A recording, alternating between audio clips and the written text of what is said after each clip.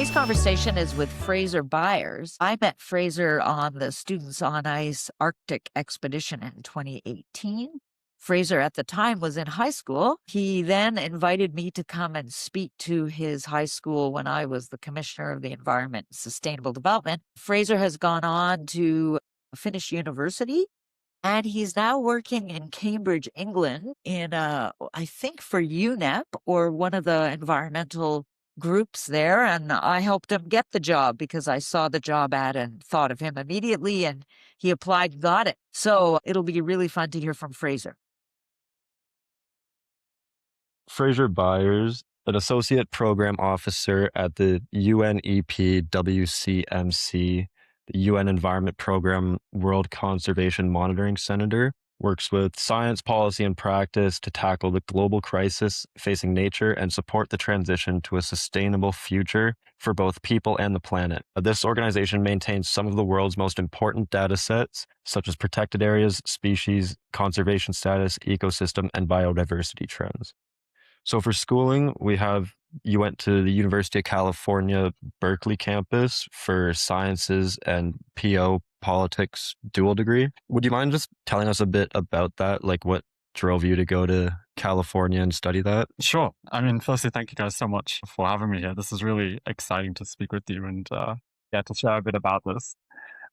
So exactly my education. So I went to two universities. So it was a dual degree program. It was first in an institution in France because as a Canadian, I wanted to, I guess, go somewhere that was francophone. So either maybe in Eastern Canada and Quebec or in France to become more fluent in French. And so I was in France for 2 years at a place called Sciences Po, and there I was studying more political science and law. And then the 2 years after that, I was in California, and that was more physical geography that I was studying. And those were a brilliant experience, and I didn't graduate that long ago. So it's still very fresh in my mind, but I can speak a lot to that if you'd like. Yeah. Why did you choose those degree programs specifically? And then how did earth science and water, you said like physical geography at California, sort of intersect with your interest in government and politics? Yeah, that's a good question. So I initially was excited by the program at Sciences Po in France because, well, I knew that I was interested in politics, and I knew I was also interested in,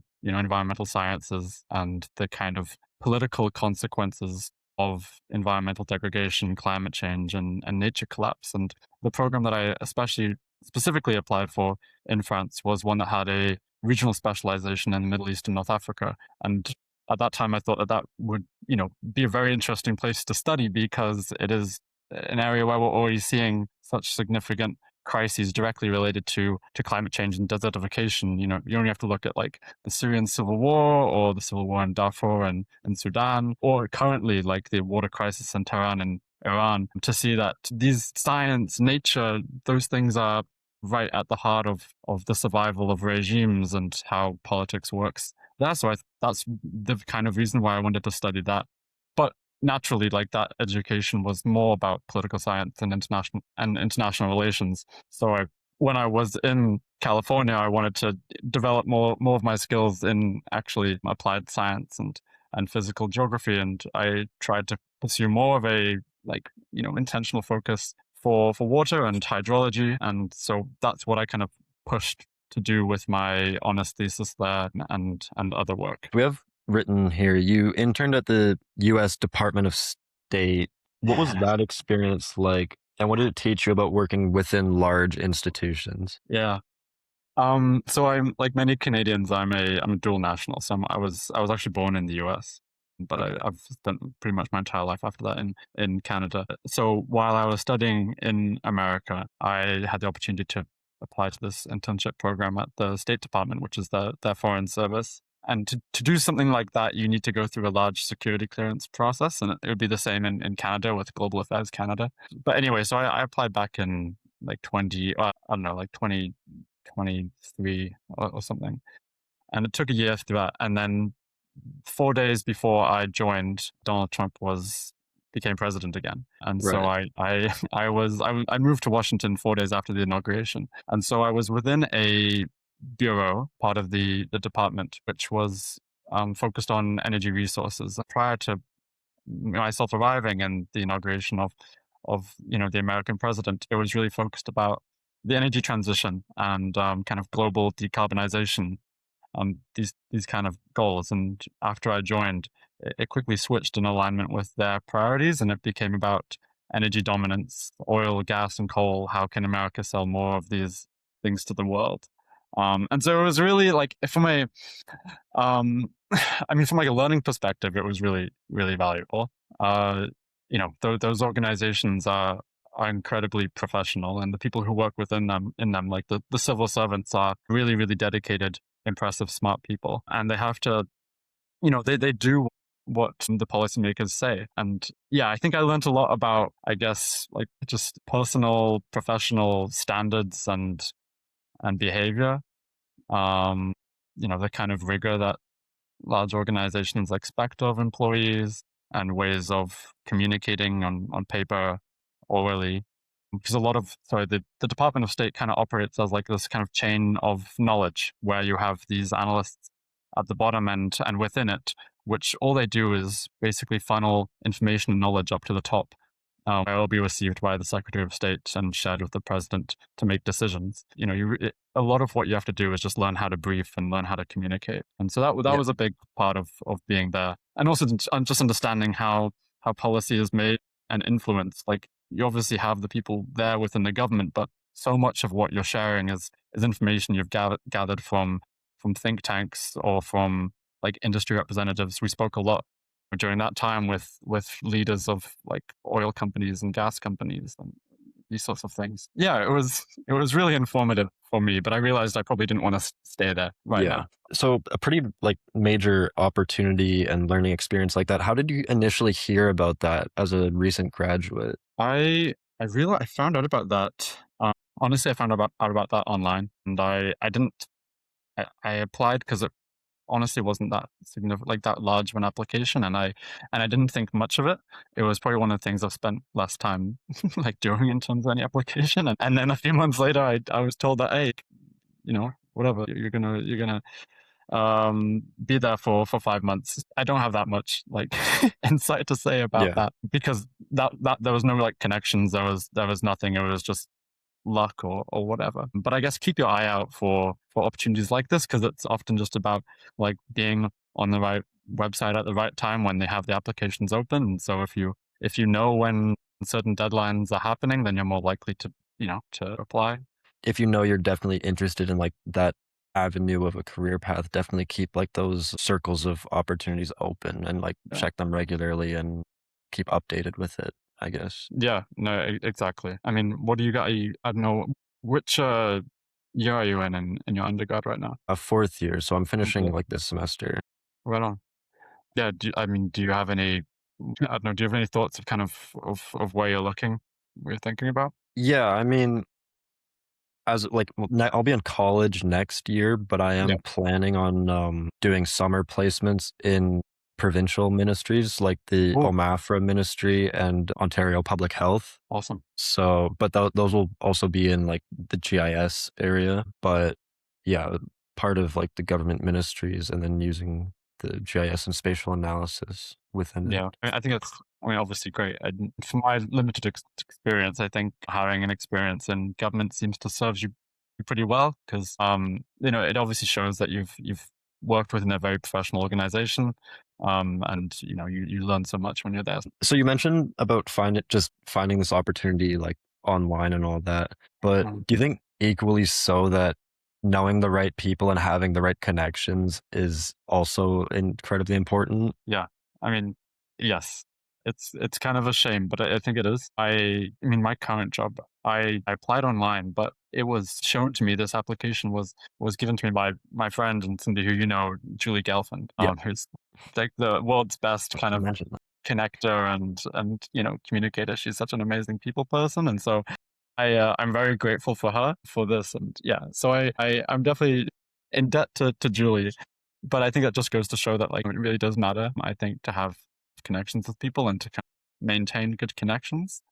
And I guess right now this is the kind of period of our lives where you kind of need to, I guess you take more than you give ultimately, and hopefully later on you'll be able to offer the same to other people. But yeah, I think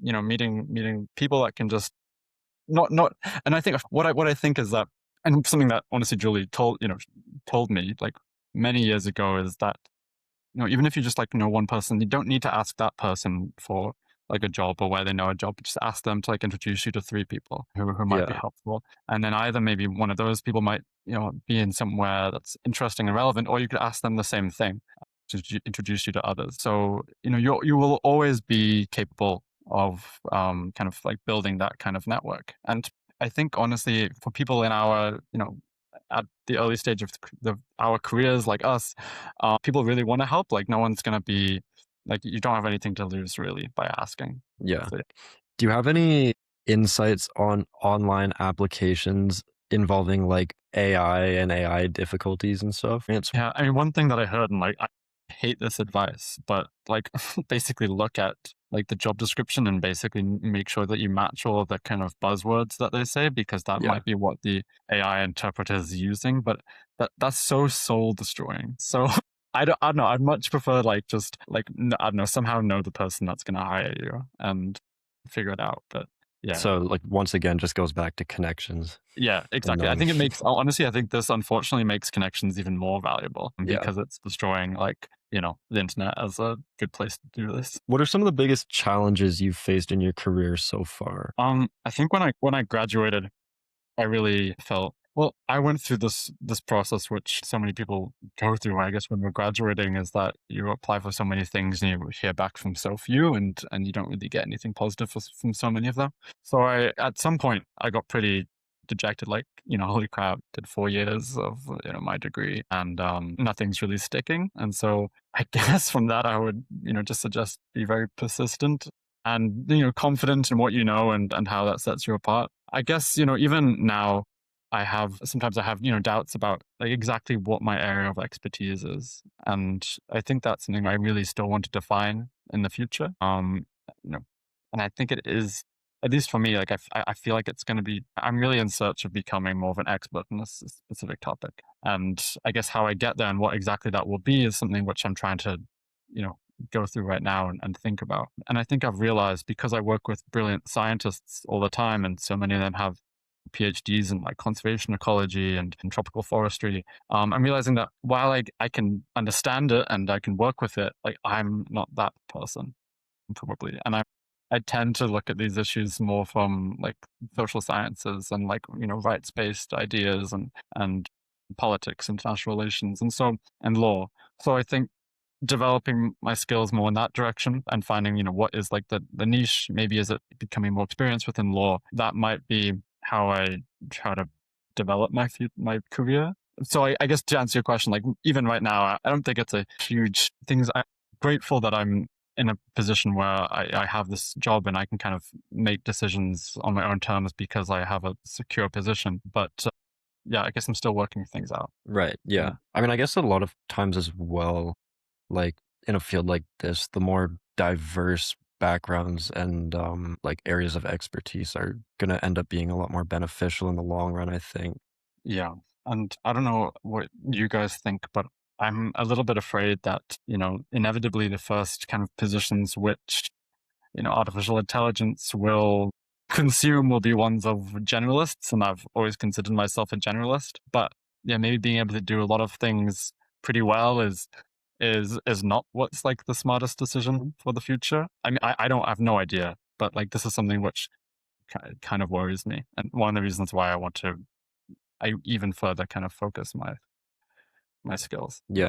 Do you think, like, at this point in time, it would be wise for students to go into like extreme specializations to prevent AI from making them replaceable? I have no, I feel like, I mean, that's basically what I said, but I'm still not sure if that's what if I can say that Yeah. confidently. Because I mean, honestly, like we're at such a like nascent stage of AI actually coming into the workplace where there's a lot of uncertainty about what jobs it's going to affect the most. I mean, and there's really cool applications of it too. And this is like a tangent, but like, we just began working with Google within UNEP WCMC on like this cool new project of using their like AI systems to like better inform like our data collection on like the trafficking of endangered species and things related to that. I'm not 100%, I guess, familiar with the project, but that are really cool uses of it, which like will have a positive benefit. But like, yeah, back to the actual point. I guess so. That's what I'm doing. But like, you can't really do that within an undergraduate very easily. No. Like, it's 4 years of getting from high school and to where you are now. So I don't know. Yeah, maybe we should just all go back into tree planting and something very physical. Maybe. Okay, I guess just sort of moving on to more like general advice and education questions. If you could go back and speak to your 21, I know this is only a few years ago, Sure. but 21 and 22-year-old self, what advice would you give about finding careers in like these fields, like sustainability, policy, global organizations? Yeah, I think I know so much more now about like just the great variety of organizations and positions which are kind of in sustainability. I didn't realize before that the Secretariat on the Convention for Biodiversity is based in Montreal. And so if you're Canadian and you want to actually be part of these like international bodies, there's something in Canada which works on this. And so that's for example is something cool, and I wouldn't have known about that beforehand. But I also realized that, increasingly because businesses are now seeing the effects of climate change and biodiversity loss kind of impact their bottom line and produce kind of, real material risks for their companies. But there's actually a lot of positions that are emerging within the private sector, both within companies, kind of within their internal teams, but also like companies which are providing services, professional services to help companies basically reduce their risks and exposure to these crises. And so there's actually a lot of organizations like us, there's a lot of competition. I mean, we're not necessarily competing with them, but a lot of organizations which kind of work in a similar space and that are actually within the private sector, which before that wasn't really the case, as I understand it. So I think don't my advice, I guess, would be keep quite a broad imagination of where it could be that you end up. It doesn't necessarily need to be in the United Nations because we're a very small part now of global efforts to make the world more sustainable. And there's a lot of things that will be actually far more local to everybody, where you can get involved and drive as much change. Yeah, I guess keep an open mind. It depends what you're really excited about. To plug, like in Cambridge in the UK, this is basically the center of many of the world's leading conservation organizations, and there's a initiative called the Cambridge Conservation Initiative, which is basically the place where all these organizations collaborate. And so there's a bunch of if you search them up, you'll get a sense of the variety of organizations that work directly in the conservation space. But yeah, like I said, there's definitely jobs in various sectors that work in this area that contribute to this. Yeah. Yeah. So I guess just for like literal advice, it's kind of find what excites you, but Yeah. don't get tunnel vision on it. Just sort of keep like a wide open mind to work because there could be other opportunities that excite you just as much that you don't know about yet. Yeah, I think so. Yeah. I think maybe just look for them in places you wouldn't initially expect. And I mean, like we were talking about before, I think using your contacts to get a better sense of what's out there. And I mean, it'll be all over the place. And, for example, in Canada, probably one of the sectors where these types of jobs are emerging the quickest will be in the mining sector because of the kind of race to produce more critical minerals. And, there has to be a lot of people and time spent in making sure that the environmental impacts are as small as possible, despite like the actual export of these mines being also very important to the global fight against climate change. So there's trade-offs, but there's lots of places that you might not expect them to be. Right. Yeah. I think we're gonna leave it here now. Did you have any closing remarks or anything you'd like to say? Yeah. I mean, I guess I'd like to. I mean, thank you guys so much. This was really. Yeah. Thanks for your time as well. By the No, way. for sure. And I mean, for anybody in your class, like, feel free to reach out to me. I guess you guys have my email.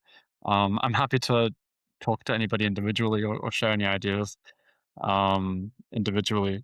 But I guess, yeah, I think I guess, and then maybe last thing I would say is that I think it might feel like a very scary time to be moving towards this sector and to enter this sector in your career, because there is kind of a global, it feels like there's like a global trend of countries especially deprioritizing their kind of climate goals and their nature goals and sustainability goals. But I think that, like I said, that there's still a lot of opportunities for young people. I guess if you can be very confident in your skills, and I think that, I mean, your course it's a geography course, right? So you'll have lots of geographers. Yeah, I think like that's what I came from in my undergraduate, and I think it's really, really useful for working in this area.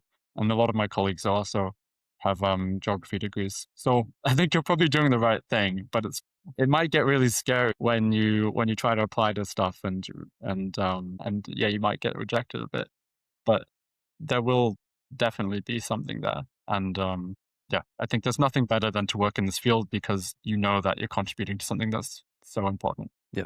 All right. Well, thank you for joining us, and thank you for giving us your time. Yeah, no worries, guys.